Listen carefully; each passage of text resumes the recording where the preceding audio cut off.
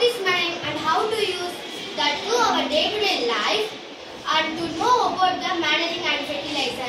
In that day, me and my friends are to explain this topic. Next my friend are to explain this or manuring orally.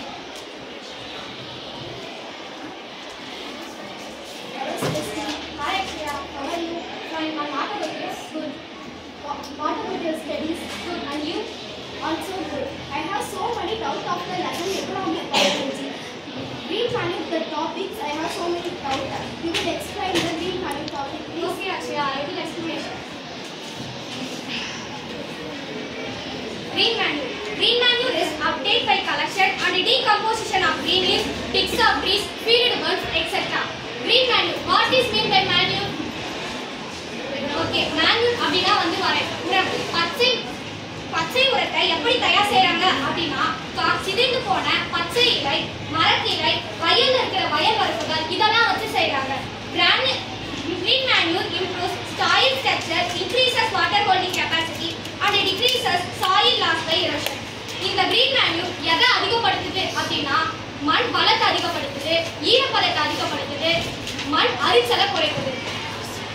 It also helps in reclamation of alkaline soil and reduce its proliferation. இதெல்லாம் செய்யறது மட்டும் இல்லாம மண்ணோட காரத்தன்மையை மீட்டெடுக்குது. நீங்க நிறைய இடத்துல பார்த்திருப்பீங்க, மரம்லாம் வந்து சைடுல மரக்கிளைலாம் வளரும், அதெல்லாம் வளராம இது வந்து தடுக்குது. It is a manure obtained from decomposed green material derived from leguminous plants. இந்த பச்சை பொருளை எப்படி தயார் செய்றாங்க அப்படின்னா மக்காத பச்சை பொருள்ல இருந்து தான் இதை எடுக்கிறாங்க. அந்த மக்காத பச்சை பொருள் எதில இருந்து உருவாகுது அப்படின்னா பருப்பு வகை செடியில இருந்து தான் உருவாகுது. இதுக்கு எக்ஸாம்பிள் தான் சன்ஹெம், செஸ்பானியா, டச்சினா. சன்ஹெம் அப்படினா வந்து சூரிய சணல், செஸ்பானியா அப்படினா வந்து அகத்திக்கீரை. You will clear this topic, Akshaya? Yes, I can clear this topic. I will also doubt for biofertilizer. Okay, I can explain the biofertilizer topic. Biofertilizers, they contain microorganisms. These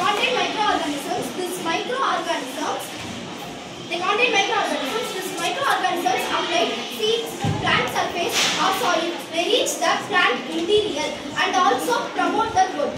Biofertilizers. Do you know about the biofertilizers? No. Okay. Biofertilizers na உயிர் உரங்கள். Biofertilizers in the microorganisms வந்து எதை contain ஆகுனா seed, plant surface or soil. இதெல்லாம் வந்து இதற்கு plant interior na தாவர உட்புறத்துல வந்து ரீச் ஆயிட்டு promote தாவரத்தினுடைய வளர்ச்சியை வந்து ஊக்குவிக்குது. And also for example நம்ம இத வந்து எதோட எக்ஸாம்பிளா இத வந்து பார்க்கனா மைக்ரோ நியூட்ரியன்ட்ஸ். நைட்ரோஜன்ற மைக்ரோ நியூட்ரியன்ட்ஸ் வந்து plant growth தாவரத்தினுடைய வளர்ச்சிக்கு வந்து ரொம்பவே வந்து சப்போர்ட்ஃபுல்லா இருக்கு. You can understand the biofertilizer topic? Yes, Akshaya. Any doubt for these two topics? You can understand the two topics?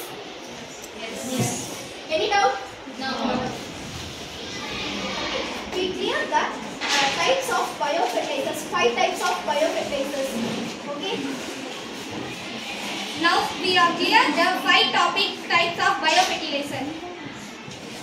First, rhizobium.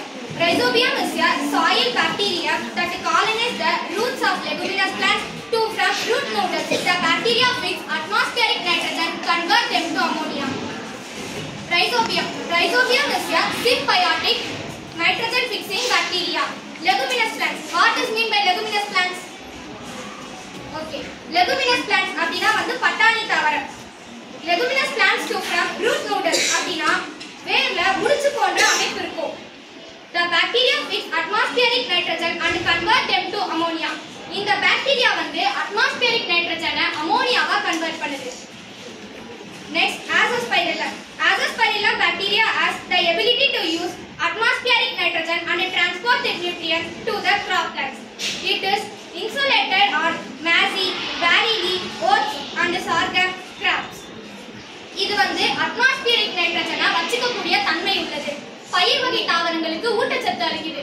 அது மட்டும் இல்லாம மக்காச்சோளம், கோதுமை, பல்லரிசி, சோறு இது எல்லாத்துக்கும் வந்து தடுப்பூசி அளிக்குது.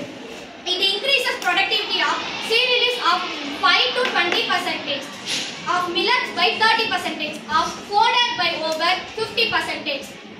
You will clear these two topics, Ashya? I can understand these two topics. I will explain the third type of topic, azotobacter.